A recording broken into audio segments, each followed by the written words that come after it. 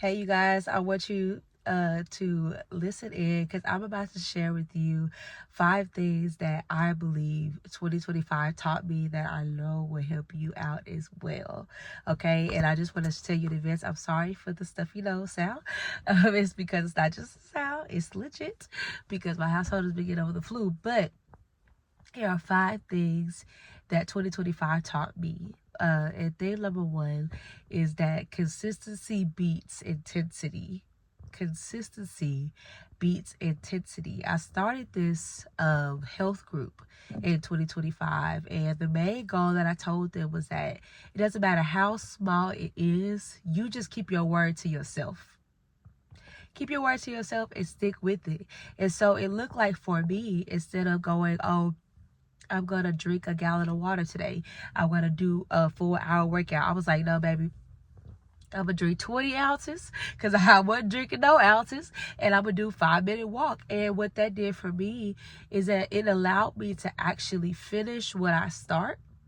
While it wasn't intense, I was able to be consistent because I made real measurable goals. And for me, as a mother that's busy, I always talked myself out of doing things because I feel like I didn't have the time.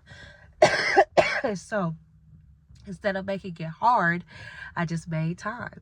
Even if the time was just 5 minutes, 10 minutes, I was like, I have to be a healthier me. And to be healthier me, I have to squeeze me in. I got to squeeze me in. And so in 2026, I encourage you, don't make the excuse of you don't have time. Make time. Even if it's just 5 minutes, and be okay with that, because consistency is better than intensity, and movement is better than stagnation. So move, even if it's just 5 minutes.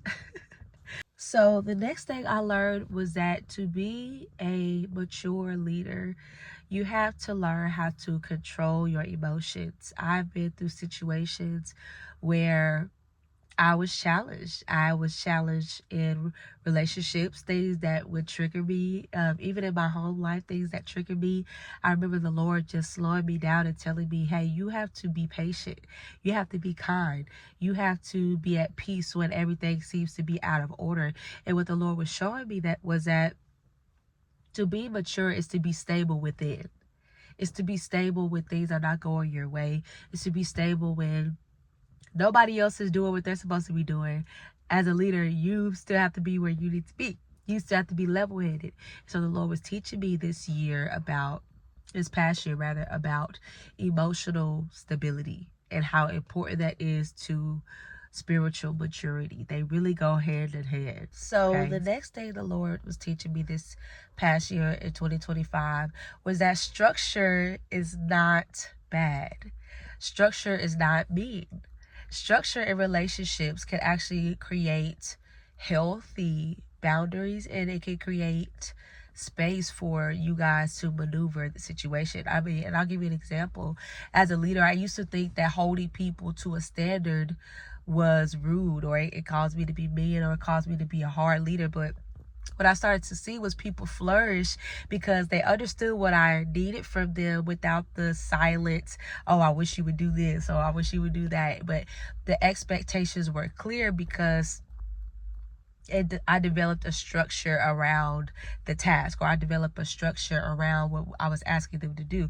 Same with my home life. My husband and I had a conversation, and I was frustrated about something. And he proceeds to tell me, like, I can't assume what you need. I can't assume what you want. You have to tell me. I'm just thinking, like, can't you just see it? But I had to slow down. This goes back to the emotional maturity and realize, like, if it's not spoken, it can't be understood. And it shouldn't be understood. It shouldn't be assumed to be understood, if that makes sense. And so maturing and growing is realizing, like, create structure, create systems for your life.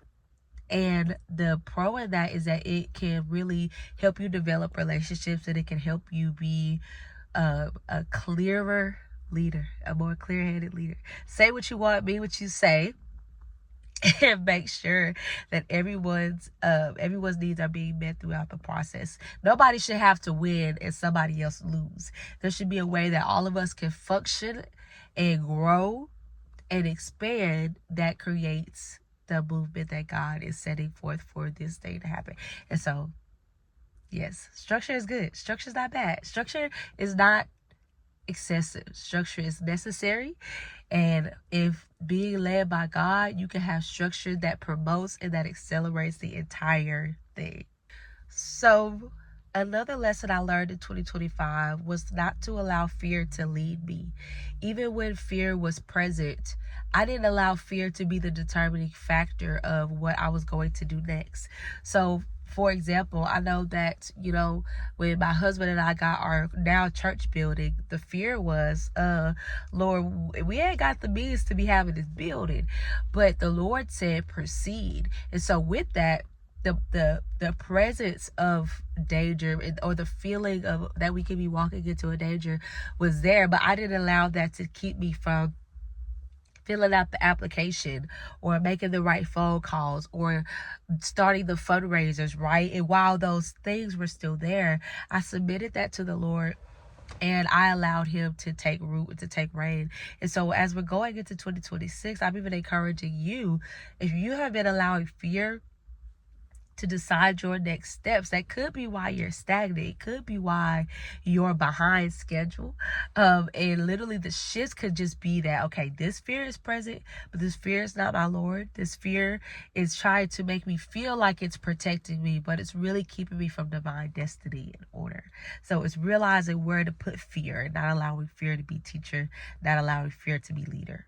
Okay. Last one, y'all, that I think is like one of the most important ones was I started to stop trying to be more than the season required me to be.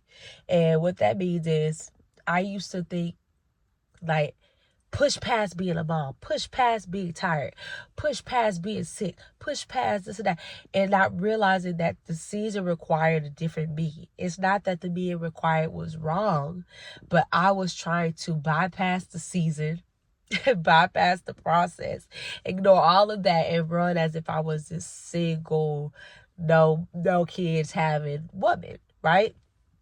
And it would cause me to be burnt out, frustrated, tired, mad at my kids, mad at my husband, mad at the world, because I couldn't run how I wanted to run. But I realized that after quiet time and devotion with the Lord, that there's a way that seems right to a man. Right? And then there's a way that God gives us the grace for, rather. And I found that pace, and I started to allow that pace to just be what it is. There are days that I can get a babysitter and I can run. And there are days where they're in there with me and we just go step by step. Both are okay. Both are fruitful. Both are accepted by God. Both do not take me out of alignment with God. And so if I could sum up this year, I've learned grace, I've learned patience, I've learned structure and order, discipline. And I know that 2026 will be a year of discipline. And I prophesy that for you too, that as you are consistent in the things that God has given you, as you are faithful in the things that the Lord has given you, you will see glory, you will see breakthrough right where you are. I believe in you. I love you. Stay tuned for more videos. I'm so excited about what God is going to do on this channel in 2026. See y'all in the next one.